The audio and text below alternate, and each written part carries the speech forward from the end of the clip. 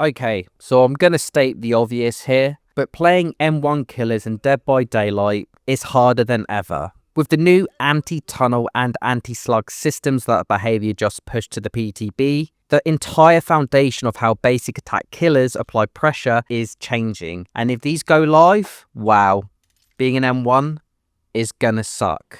Killers like Trapper, Clown, Legion, Wraith, you name it. I am fully aware of the ramifications of these changes, but this isn't a doom post, this is a reality check, because I don't want to give up on these killers. And in today's video, we're going to break down the PTB changes, talk about how they hit the M1 killers the hardest, but most importantly, we are going to try to find ways to maintain viability as an M1 killer if these changes go live. So if you main a basic attack killer, or you just like swinging your weapon old school, make sure to drop a like, subscribe to the channel if you are new, and let's get into the video.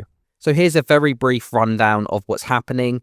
Of course, the anti-tunneling system has been implemented into the PTB, so now survivors who are freshly unhooked, they get protective effects that punish killers for targeting them too soon. If you slug a survivor now, they have the ability to recover faster and get themselves up. And face camp updates, which means if you directly camp a survivor on hook or proxy camp, they then have an opportunity to unhook themselves and their teammates can see their progression when it comes to unhooking themselves. So now we've got that quickly wrapped up, let's talk about the killers affected the most. So as I've already alluded to, it's the M1s, your Trappers, your Clowns, your Legions, your Wraiths. Anyone whose power doesn't guarantee an instant down or instant chase pressure. These killers rely on good map control, smart hook placement, and let's be honest, sometimes a bit of slugging or tunneling to keep up with generator speed. But now those safety nets are gone. You can't just secure a quick tunnel kill to stabilize the match, and slug pressure will not hold for long. So the entire M1 game plan needs a rework. The problem is, M1 killers are already the most mechanically limited group in the roster.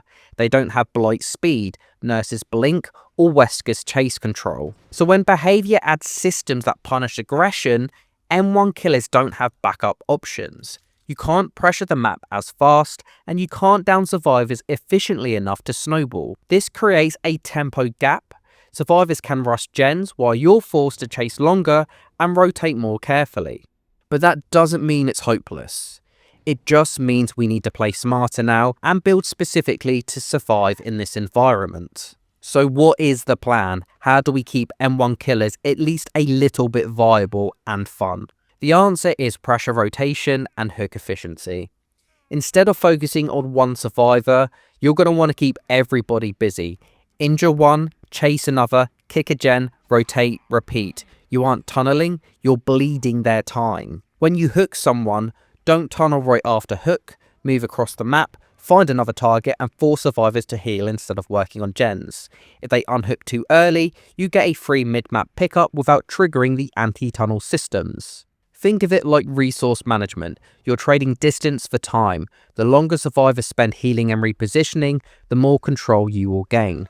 And this is where your perk setup will become critical. Here's what I would recommend using now for M1 killers after these changes. I'd start with Corrupt Intervention, as this will allow you to slow the game early and you can set up or find survivors without losing free gens in 2 minutes. I'd also use Pop Goes the Weasel, as every hook becomes guaranteed regression. Use it right after you rotate. Pain Res, it will give you instant gen pressure and rewards good hook placement. And I'd also recommend Save the Best for last, as it is still one of the best perks for any M1.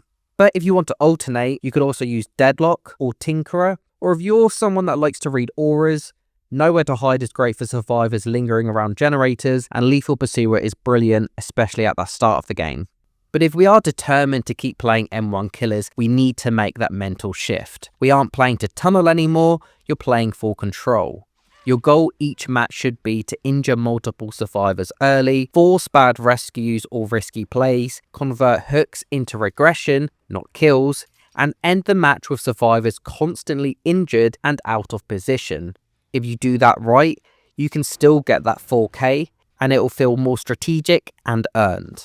So yeah, playing M1 killers right now is absolutely tougher than it's ever been, and if these PTB changes go live, it's going to be tenfold more difficult. but it doesn't have to be the end. If we look at it positively, and we are already stretching, let's just look at it as a higher skill ceiling.